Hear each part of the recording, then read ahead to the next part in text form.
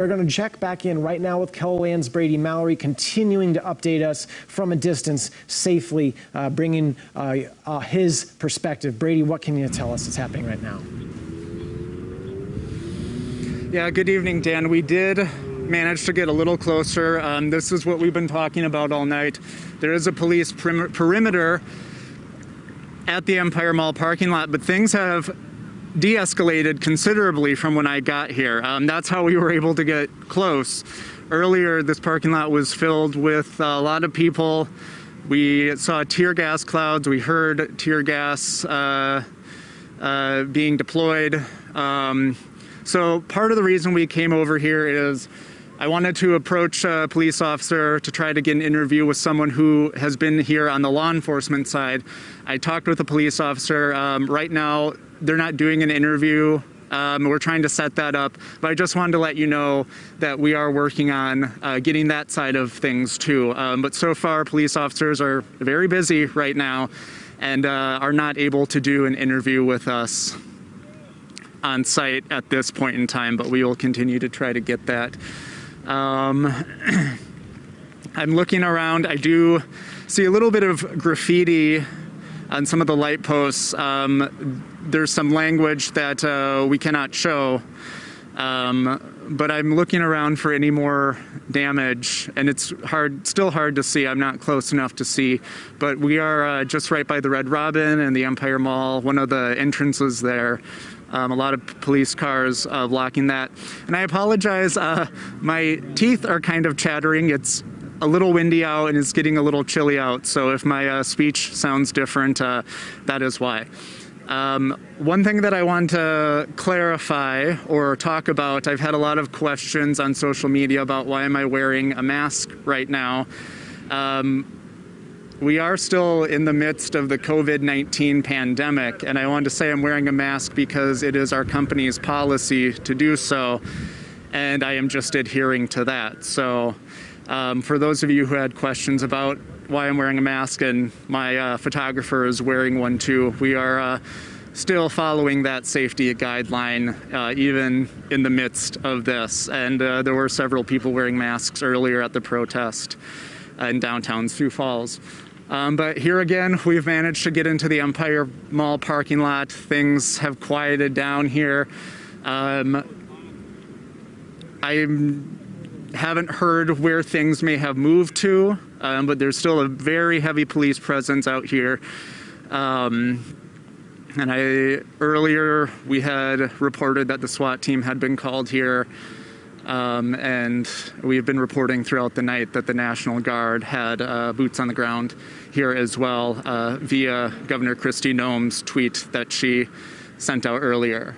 So, Dan, if you have any questions, I can hear very well, so if there's anything that I didn't address, feel free to ask me right now. This is prompted by a tweet from Sioux Falls Police saying that during the height of activity, officers saw and heard 15 to 20 gunshots near TJ Maxx. They don't have any reports of serious injuries. They don't know if those gunshots were directed at anyone. Officers are investigating 15 to 20 gunshots near TJ Maxx. Brady, did you hear anything like that out there? I did hear several shots fired, and earlier I didn't see what actually was fired, so I didn't want to confirm what type of gun was used, what type of shots were used. I just said I'm hearing this type of shots. At one point I said it was a pellet gun. Some people made fun of me for saying that. I'm just going, this is all happening in real time for me too. So, but I did hear several rounds shot. Someone who approached us to talk to us showed us a rubber bullet he found in a parking lot. Actually, he's gonna give that to me right now.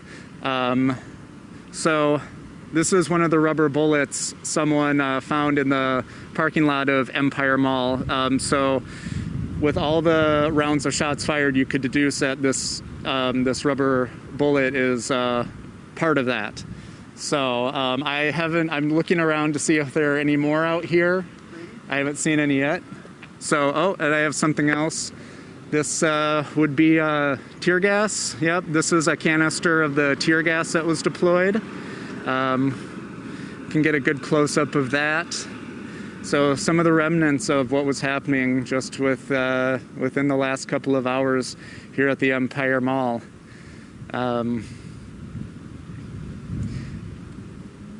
So we saw several clouds of this stuff earlier, and the more of this tear gas that was deployed, the more people were running out of the parking lot trying to get away. So I'm going to give this back to the gentleman who showed me. So what else do you have for us, Dan? Oh, Brady, we're so grateful that you're safe and grateful for your work and your journalism out there. So you said you did hear some gunshots and entirely understood that it'd be tough to decipher out there in the field. When did those ring out, would you say, that what sounded like gunshots? Oh gosh, I would say by the time we got to our first spot, 1 second, it looks like police cars and some highway patrol are starting to leave a little bit. I don't know what that's about, but that's more movement from them than I've seen for quite some time. And, you know, it does appear that whatever group was here has moved on. I'm not sure where, I haven't heard yet. But it looks like police could be following, so perhaps it's about time for us to switch locations. Back to your question, Dan, I got to our original spot probably 20 minutes before 10, and around that time, that's when, that general time frame, that's when I started hearing sounds, loud booms, which I would say is likely related to the tear gas. I heard the loud boom, I would see the cloud of tear gas fog, and then several quicker shots that weren't as loud as the other ones. And then those kind of escalated 10 o'clock after or so. And it was pretty consistent for that hour.